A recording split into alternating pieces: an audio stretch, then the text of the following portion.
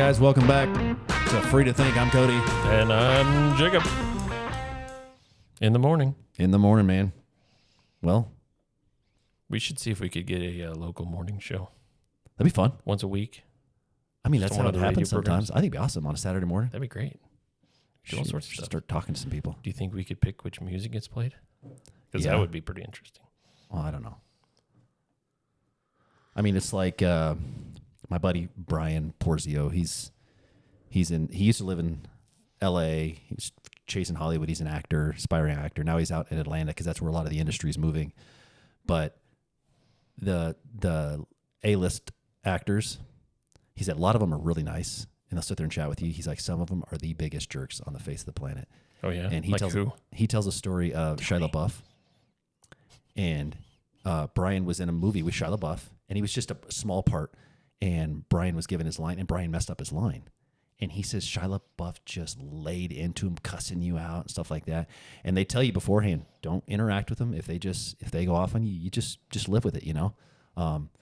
He's the one getting paid all the money. He's the one they need to be in this film. You're replaceable, so just shut up and take it, you know. Yeah. So, but he says a lot of them are really, really nice. Adam Sandler, I think he said, is just a very genuine human being, loves to interact with the people. But he said Shia LaBeouf is just an entitled A-lister that is just hard. That's interesting. It is. He's also just, I think, has problems. I love Shia LaBeouf growing up. Even Stevens. Oh, my goodness. Yeah. Louis Stevens. Oh, that was hilarious. Classic. And even all of his Transformer movies.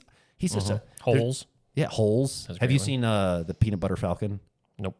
It's a pretty good one. I think you'd like it. It's one of his more recent ones. But I still think he's an amazing actor. I like Shia LaBeouf. But I guess he's just not a great human being. Man, you hate to see it. Don't meet your heroes, right? That's right. Speaking of which, seen The Odyssey? I have seen The Odyssey. Have you? I have not. Remember the Seen Unseen teaser? Yeah. 3,000 years in the making. When was The Odyssey written?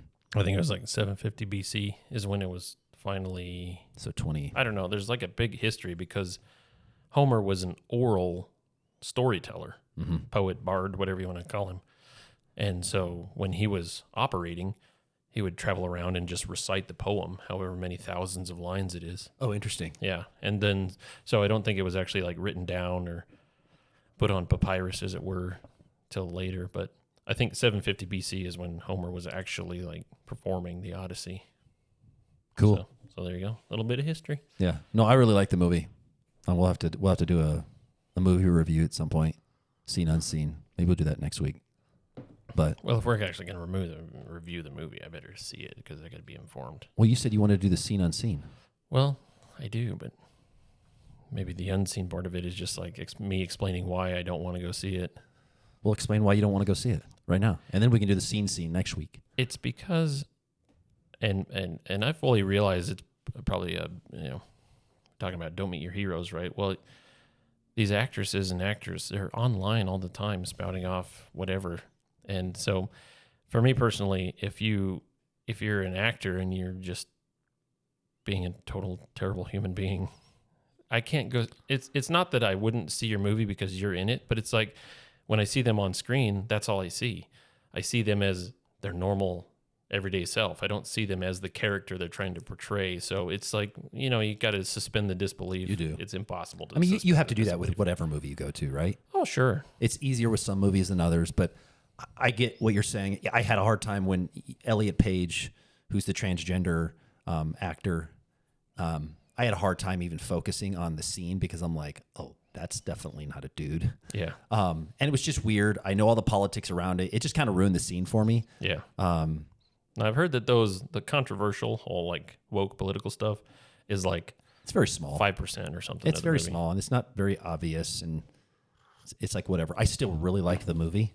I've said this in the past. I'm very easily entertained, but I really like the movie, and I'll just say a little bit. But there's this thing called Zeus's Law that I think was added kind of above and beyond what was in the Odyssey. But and you don't violate Zeus's Law. Zeus's Law is something like take care of the beggars, take care of those less than you, almost kind of like the Golden Rule, almost kind of the biblical principle of care for those you don't know, like love your neighbors as yourself. Just the second greatest commandment. Charity, right? Charity.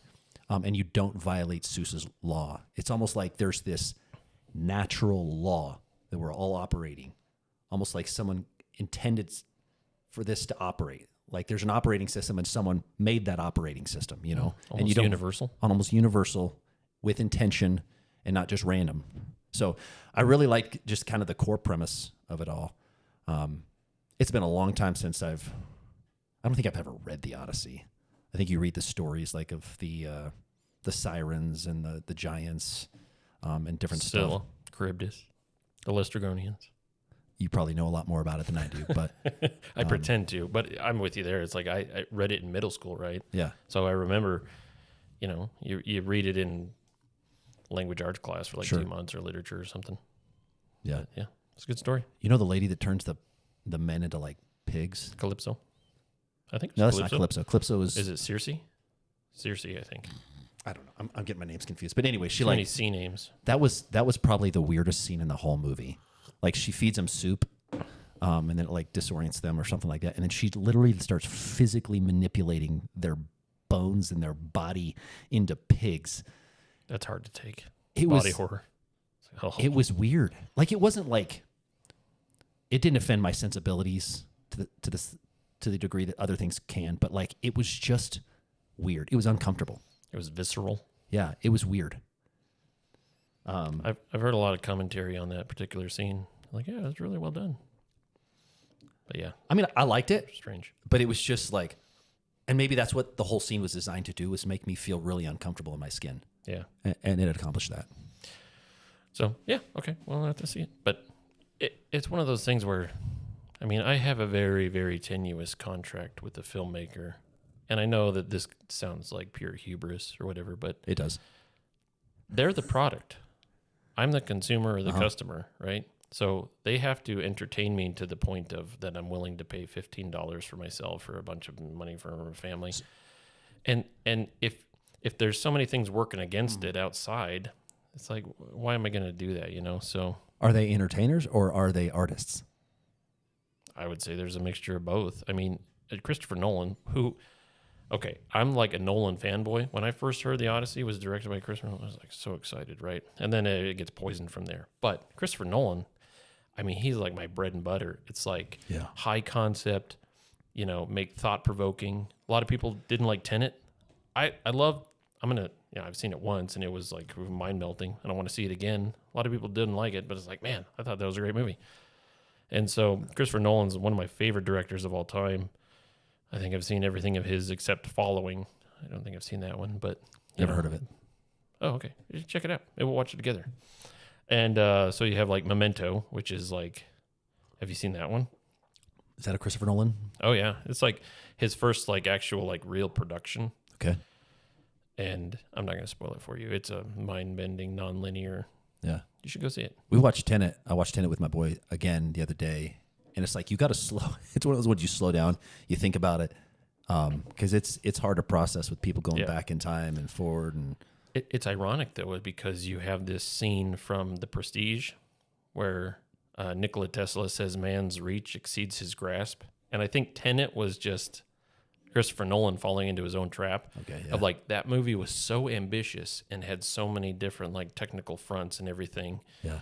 And it had challenges of being during COVID too, stuff like that. So I think it was just Nolan being so, you know, avant-garde that he exceeded his own grasp a little bit. But I still really liked it. So, I mean, but that is to say, I think Nolan is definitely one of those directors that's trying to transcend entertainer into being an art form, right? Yeah. You know, it seems like his movies are more technical and artistic than most. And that's probably why he has, I mean, if you think of directors that are just still like, wow, that name will bring somebody into the audience, Christopher Nolan is probably one of those, of the very few, right?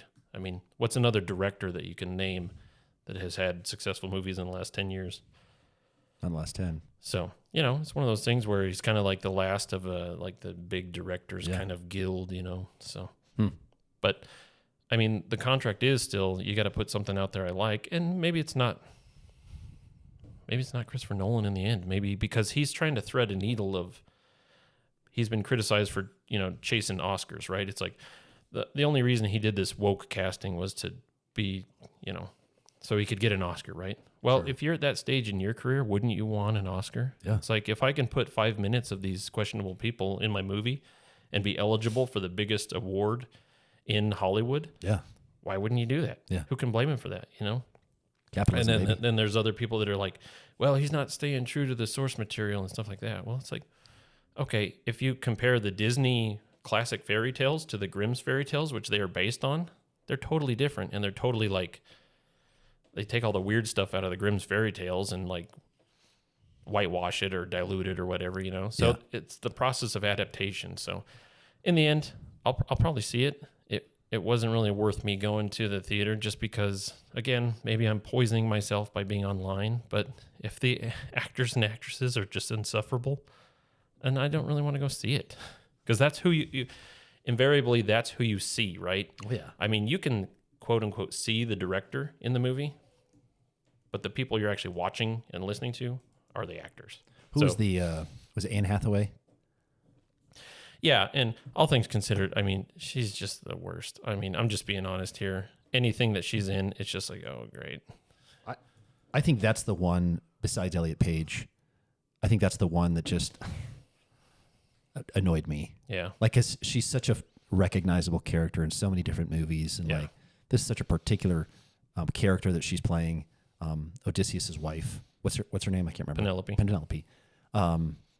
And I thought Matt Damon did a pretty good job. Like he got absorbed into the role. Yeah. It's still Matt Damon, but It he is. absorbed into the role Yeah. much more. He doesn't suffer from that, just the recognizability, though. Yeah. Like, he definitely has a range. Like, the character he played in Oppenheimer, Yeah. they're just, or Jason Bourne. It's still, I mean, it's Matt Damon, but he's got a good range.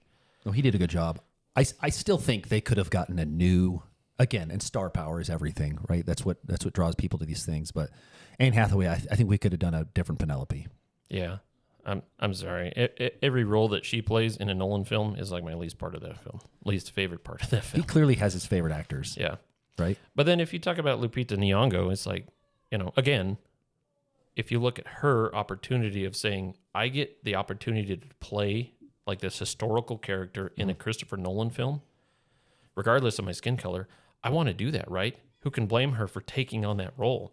But then she gets in front of the microphone and gets all self-righteous. And it's like, if she had come to it saying, you know what, I'm just grateful for the chance of being part of this, which seems to be a historic movie event, Yeah. right? And it's like, I realize that my casting is controversial, but please just give it a chance, Yeah. right? Give me a chance. Give me a chance on my, bona fides as an actress to go into the role, regardless of skin color. Then I would have said, that's fine. Absolutely. Okay. Yeah. Sure. Yeah. Let's go see the movie. But instead, she gets up on the pedestal. She starts shouting off how Homer was just this sexist pig. And it's like, okay, now you've poisoned the water hole, as Woody would say.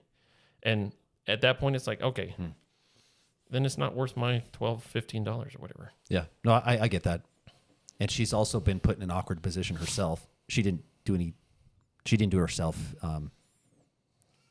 any solids by spouting off, but at the same time, she's been put in this position where people are questioning her because of the color of her skin and all that stuff. And like, it didn't offend me that much. I know it's gotten under a lot of people's skin that they would cast somebody who's not Greek, and it's like, well, Matt Damon's not Greek. Well, I think that's probably the bigger issue of just like the national epic of the country of Greece. Yeah. And that entire region has no Greek people in it. Or I think there was like one. Yeah, there Greek was very person. few. So at So the that's more start, offensive than just like swapping the race of one particular person, I think. correct. So at the start, it's like almost nobody's Greek in that cast. So who cares? Let's move on. Let's get past it. Let's not Yeah. make a big deal about it. Yeah. But you're right. Everybody's making a big deal. Even the actress who got casted for this So spot. And it entirely depends on, this one, it kind of hurt because I wanted to see it, but then the Hollywood elites did what they do. And then it's like, well, no, I'm just turned off. So, yeah. well, which leads us into another question of just like, it seems like it's ironic that someone could be in a state of such prestige and abundance and feel like they've been slighted in some regard. Do you feel like that that sort of thing is applicable elsewhere in today's culture? Oh, absolutely. Like we love making victims out of ourselves. rather than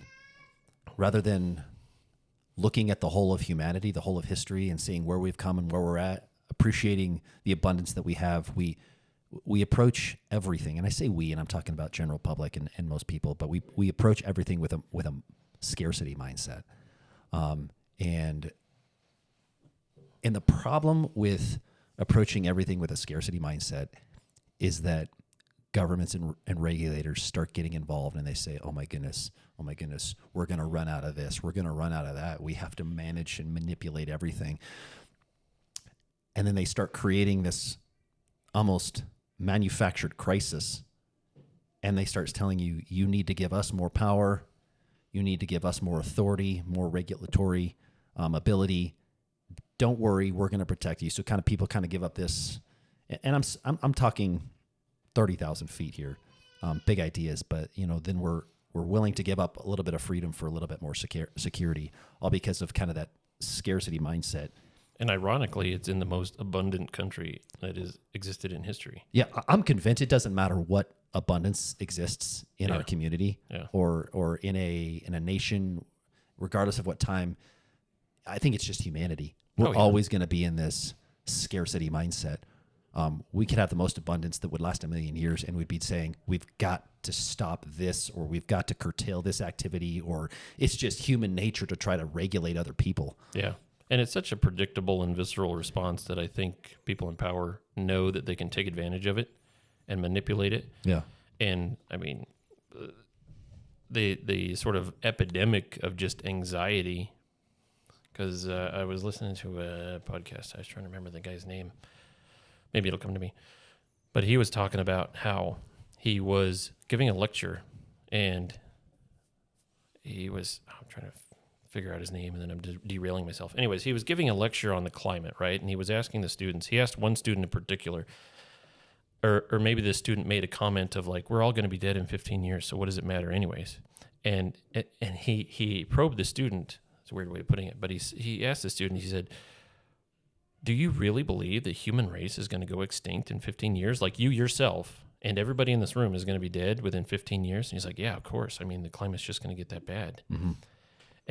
And the guy paused, and he just said, okay, raise your hand if you think that, right? The whole class. And he said, like, probably, half the students or more raised their hands. And it's like, are you really thinking that there is no point in anything because you're all going to be dead in 15 years? It's like, what a way to live your life. And then it's like, well, I mean, you remember growing up in the 90s, it seems like every social studies lesson was about overpopulation. Yeah. We are heading for disaster, right? The Malthusian catastrophe is imminent, right?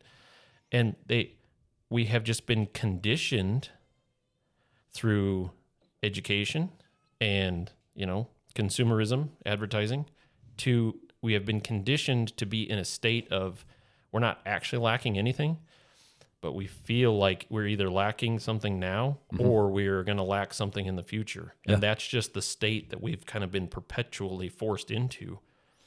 And now it's just kind of coming to a head because it's so broad in the, in the case of this classroom, it's like 50% of these students believe that life is pointless because they're not going to be alive in 15 years. It's like, that's such a weird way to just have that's a weird attitude just to live in, It's endemic though too. It's like, it's everywhere in everything we do. And I get it. Like we need to think about the resources we have, but it's also why we have a market system. It's also why we have a regulatory environment from the state. And those two in tangent with each other are going to solve a lot of problems.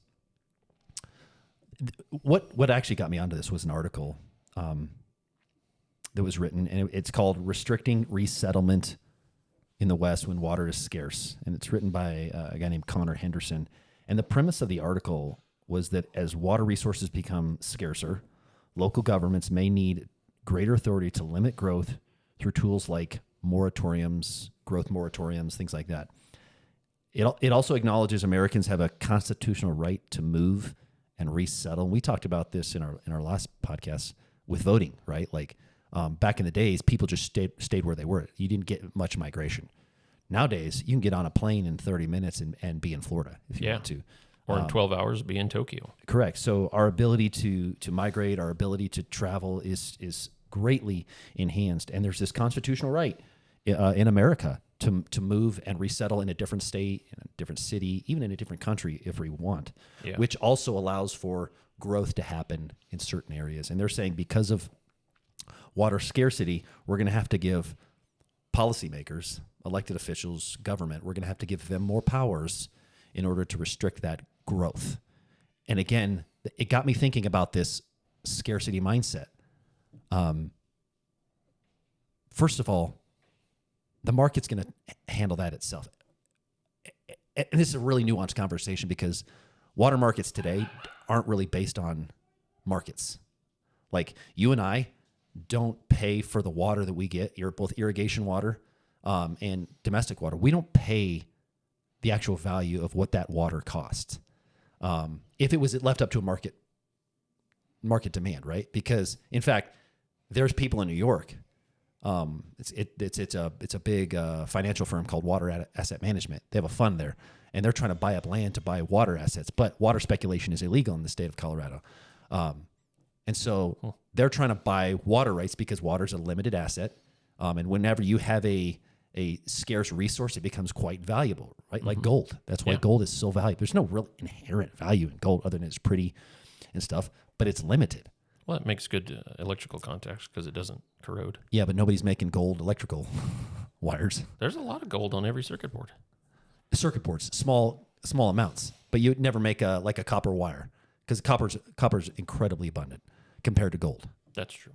Sorry, I derailed you. Or aluminum or whatnot. But the scarcity of the gold is what makes, for the most part, is what makes it so absolutely valuable. Or uranium. Yeah, or uranium. The point is that water is a scarce resource. We've never lost any in the entire planet, but it's still a scarce resource, the way it gets transferred and put in clouds and dumped and all that stuff. You're talking about just the mass of the hydrogen and the oxygen is Correct. the same? Correct. Yeah. But it's a scarce resource in how we use it inland, on land. And if we left it purely to a market-based system so the highest bidder gets the use of the water, you and I probably couldn't afford to irrigate, because they would become unaffordable. But it would make it, that scarcity, they would make it last, right? And so there are some laws in Colorado that make sure that everybody has access to water because it's the one thing we need to live. Yeah. On those yard signs, it's like the one thing that I agree with, right? Water is life. Water is life, absolutely. Air is life. Like, how can you restrict someone's access to both water and air? Yeah. Now, our local utility provider, Water, they take the water, they clean it, they scrub it, they put a few minerals in it to keep it fresh and healthy for you when it arrives at your doorstep through the ground. You've got to pay for that process. You don't have a right to that for free, right? But you pay for it. So I say all that to say the market will kind of take care of itself. As in, like, if we're expanding too much, we're going to have to get more efficient, right? I mean, it used to take 5 to 7 gallons to flush a toilet. Nowadays, they're doing it with like a gallon or less, or 1.5 gallons, with the new toilets. So we've gotten 4 or 5 times more efficient just in that. Yeah. Shower heads used to just dump a ton of water on somebody. Now they reduce the amount of water. So today, in the last 30, 40 years, we've actually increased efficiencies massively because we realized it's a scarce resource. The economy is not going to allow us to continue to grow, develop, build affordable housing, what you name it, if we don't get more efficient. And we do that with all of our resources, whether it's natural gas, whether it's oil, electricity, water. We do that. The point I was making is when we get into this scarcity mindset, it's the natural inclination of a regulator to go, we have to stop this activity. Because if I don't stop this activity, there's this existential threat waiting at the end of the line if I don't stop this activity. And I don't believe that. Do you think that scarcity mindset is in error, or that regulator is just trying to do something nefarious? I don't think the regulator is trying to do something nefarious. I think it's a natural inclination to give one's freedoms up for security. I mean, you look at the Rome in 1st, 2nd century, right? Like people gave up their securities. They gave up their freedoms for bread, right? Right. They gave up their freedoms for security. Just give me bread and I'll give you whatever you need. Bread and entertainment. Yeah, bread and entertainment. You know, and they would throw the bread out in the games, the gladiator games. You know, they would keep the people just barely alive, barely fed, barely living, and they would give those in power all the power in the world to Just do so. enough not to revolt. Just enough not to revolt. Which kind of seems like the game of the socialists, right? Socialism is just like keep them poor and hungry just enough so that they don't revolt. I heard someone say the other day that the democratic socialists, it's not so much that they love and care for the poor, it's that they absolutely hate the rich. Yeah. Oh, absolutely. Because even in socialism, then everybody's going to be poor. They'll just have to put up with it. Yeah. But the rich won't exist anymore. It's that disparity between the rich and poor that they absolutely hate. It's that jealousy. It's that how dare you have more than these people. Even if they're there themselves, it's never about them. It's about everybody else. So how does the scarcity mindset manifest in your own life? Can you identify a spot where you're like, oh man, this is where I've engaged in the scarcity mindset and I shouldn't have? Bringing it back down from 30,000 feet to 6 feet. That's a good question. I can tell you mine. Go for it. Maybe it'll come up to. Well, maybe. It always seems like with cars, like cars are always breaking down. Why are cars always breaking down? Yeah. You know, but you get into this mindset of like cars are always breaking down because when a car breaks down, you're reinforcing it in your mind. Oh, this always happens. Okay. But you ignore the 6 months before that where the car functioned fine, Sure. right? It's like, why is this thing always breaking down on me? When it's like, okay, in the last 6 months, it's been broken down for 2 days. So it's kind of the same like cognitive bias as the minivan theory of just like every time there's a snarl in traffic, it's a minivan. Because every time there's a minivan involved in a snarl in traffic, I remember that because I'm already predisposed against minivans. So every other snarly part in traffic, I just ignore, right? So if you concentrate on your lack, which seems like that's what advertising and consumerism does. Yeah. It's like you don't have this and you need it. It's like, do you need it? No. Do you need a new TV? No. But you do, right? That's what the advertising agency is telling you. And so you're focused on, my TV is only this big, and I need a TV that's this big. So I don't have all those extra pixels. So you're hyper-focused on the lack, and so you can't actually see the abundance, right? Yeah. You have a TV in every room in your house, but because this TV isn't big enough, suddenly your life is over, you know? Yeah, and I think that's perfect because I talked about how the scarcity mindset is kind of natural to us. And so people who are trying to make a quick buck, they're playing on your scarcity sensibilities. I mean, that seems like what advertisement has been It for is. however many decades. I seem to know, like there had to be a time like in the old Sears and Roebuck catalog where it was like, buy our product because it is good, it will improve your life.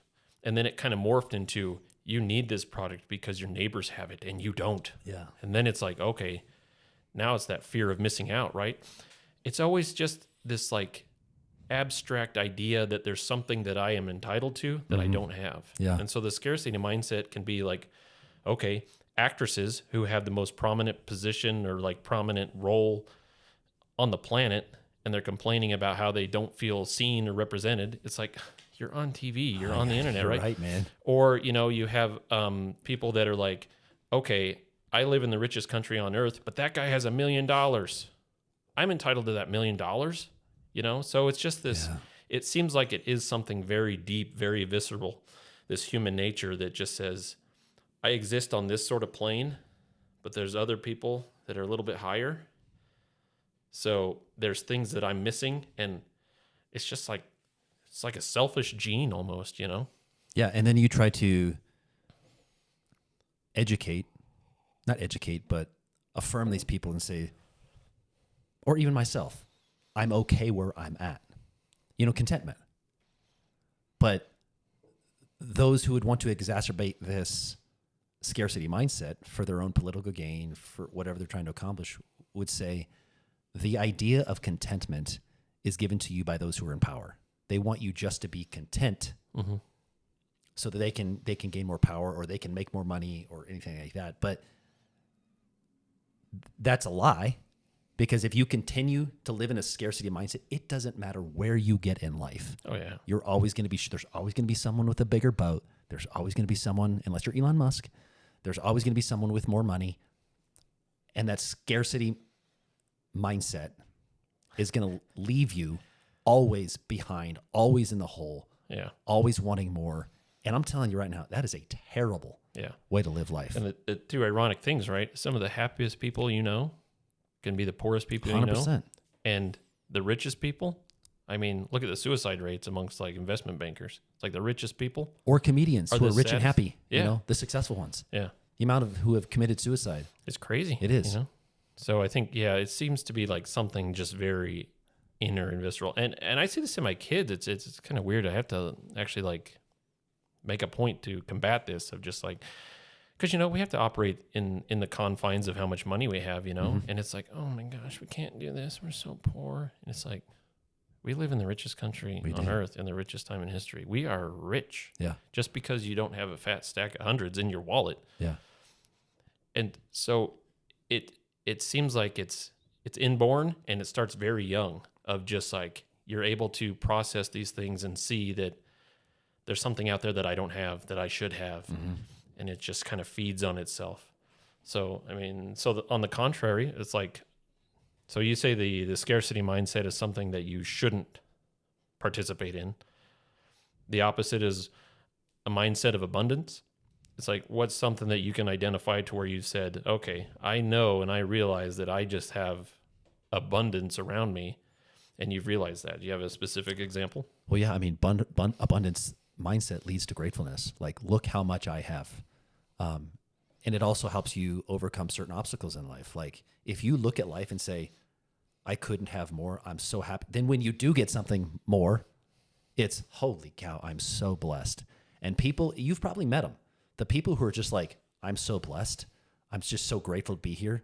They're encouraging. They'll help you out anytime. They've got extra time in their life because they're not always chasing the next success or the next level up. And they add to your life. They add to your life. They have the time. They have the margins to build other people up. That's kind of weird. Like the scarcity mindset creates like the human vacuum, right? Of just like you're around somebody that has the scarcity mindset or the grievance mindset. It's compounding. It just sucks the life out. Yeah. But then if you have somebody that's just like, hey, what a time to be alive. I'm just glad to be here. Look at the life that I'm allowed to live. Wow. Yeah. And that kind of just like, that's contagious. Yeah. And there's a difference between complacency and kind of that abundance mindset. Like, be happy and content with where you are. You know, dream big, fight for something, all this. But at the end of the day, it's God, you're good. Like, look at what all the things that I have, you've blessed me with. I'm happy right where I'm. If I never do anything else, I'm happy where I'm at. If I lose everything, and that's the greater question. If you lose everything, would you be happy with where you're at? You know, I think that's a hard question. Everything, it is a hard question. But you say everything, and not every one. I mean, if you lose every one, boy, that's a totally different question. But if you lose everything, I mean, what's the song, right? It's like, I'm proud to be American. It's like, if I had to start over with just my children and my wife, it's like, I'm an American. I can do that, right? Yeah. If I so choose, I can do that, right? Yeah. And so maybe that's what it all boils down to, is just, I think you hit the nail on the head. Talking about these actors and actresses, they're so ungrateful. It's like, you get a star in the biggest Hollywood blockbuster in the last however long. Yet you're such a victim. Be grateful. Yeah. Say thank you. Man, how many problems in society would be solved if people just said, you know what? Thank you. Yeah. Thank you. Thank you to America for being this place where if you're downtrodden, you have a support system. Or thank you to America for having, a country where I can move to a better opportunity, where I can participate in life, liberty, and the pursuit of happiness. Yeah. Thank you. Yeah. Thank you to God. Thank you to the universe. Thank you to whoever that you believe in. But show some gratitude. I won't say gratification, but gratitude. And now that I think about it, it's like,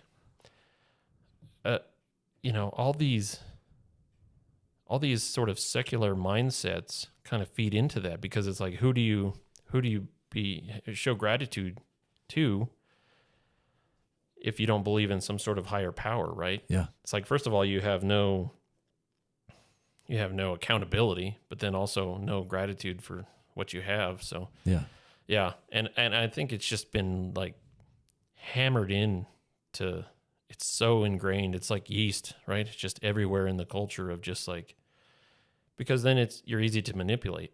Like the hardest person to manipulate is the person that says, I'm good, thanks. You want this new TV? You want to buy it on Affirm and pay 10 payments of whatever? Yeah. Like, no, thanks, I'm good. My TV's little, but I'll still watch the Odyssey on there. Yeah. It's like, no, the Odyssey was shot in IMAX and you need to watch it on the biggest screen that you have access to. It's like, no, I'll watch it on my phone. I'm fine, Yeah. Uh-huh. Cool. All right. No, do you need that new iPhone? It's like, no, I'm good. I still have my iPhone 2 or whatever. Yeah. I don't know.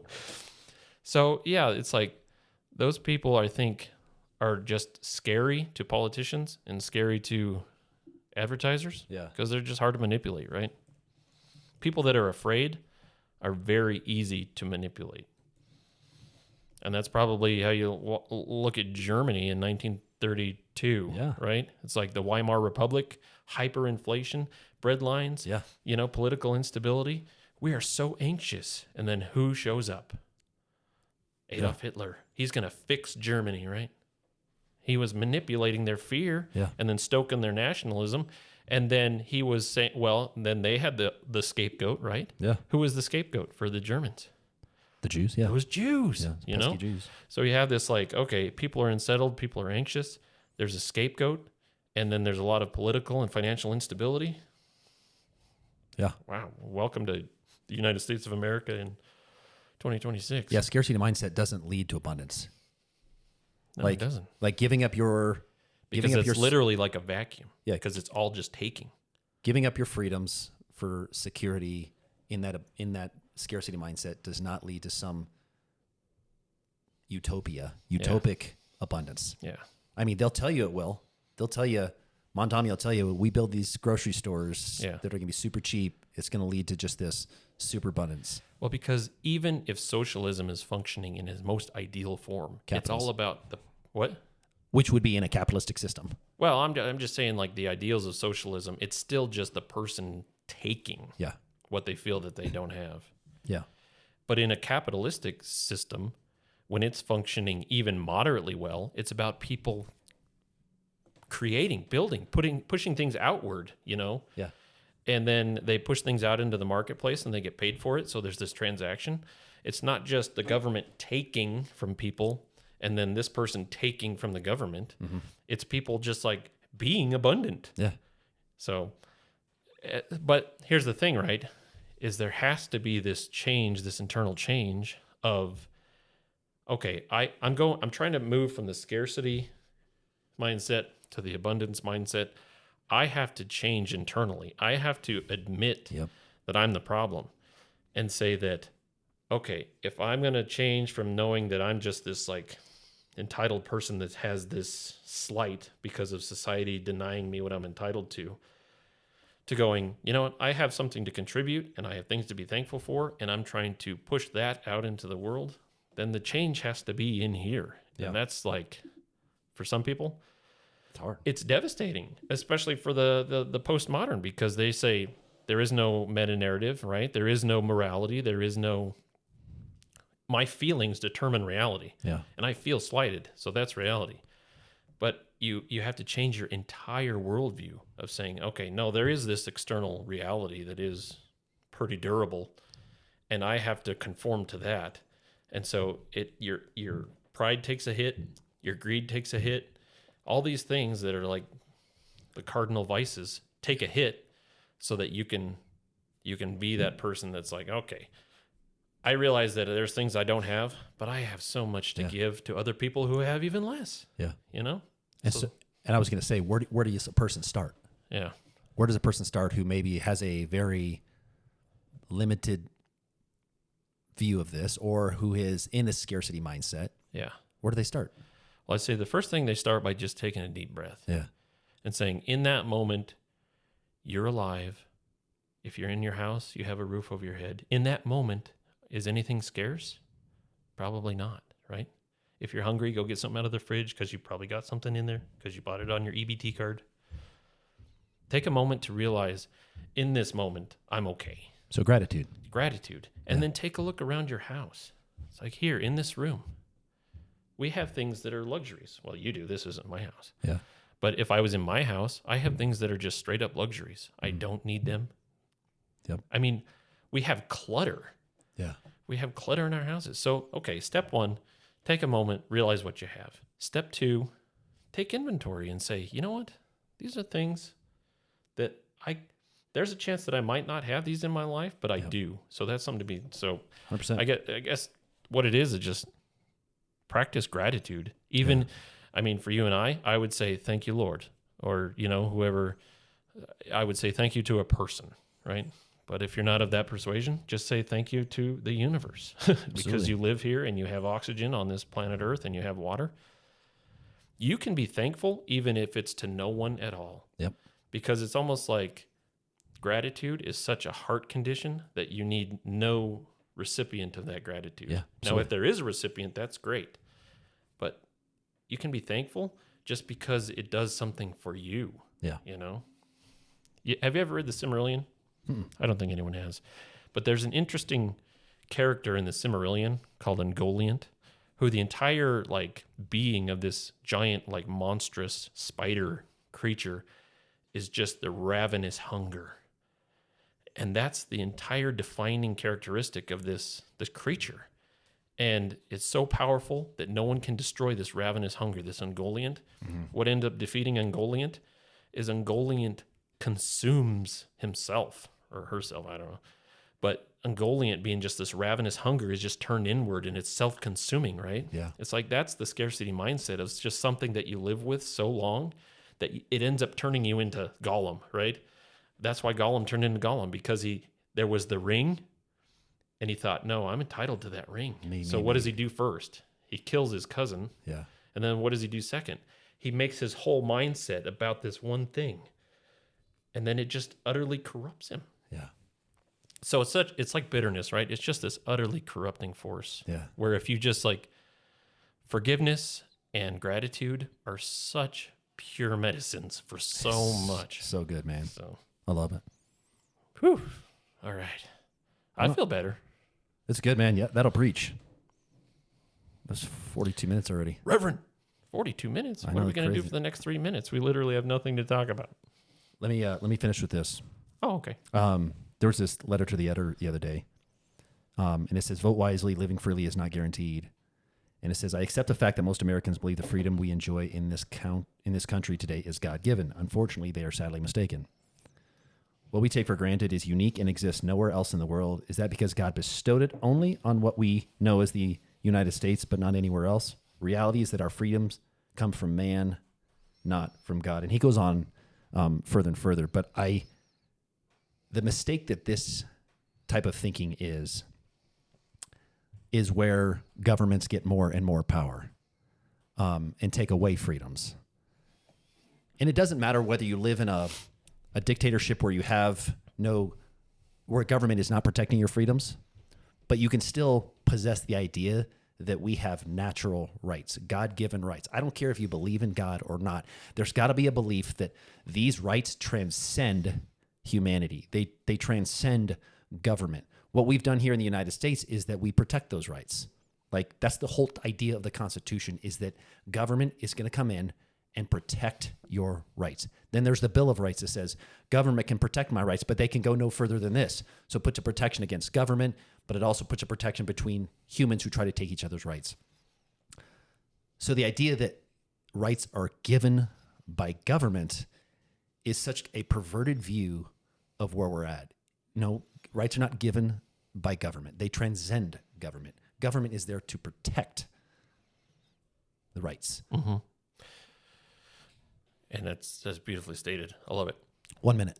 Oh, And if you look at that, right, it's like the framers of the Constitution, questions of their individual faiths aside, right? Yeah. They put themselves below an almighty. Yeah. Even the Colorado Constitution. I was reading this the other day because it's 150 years of Colorado.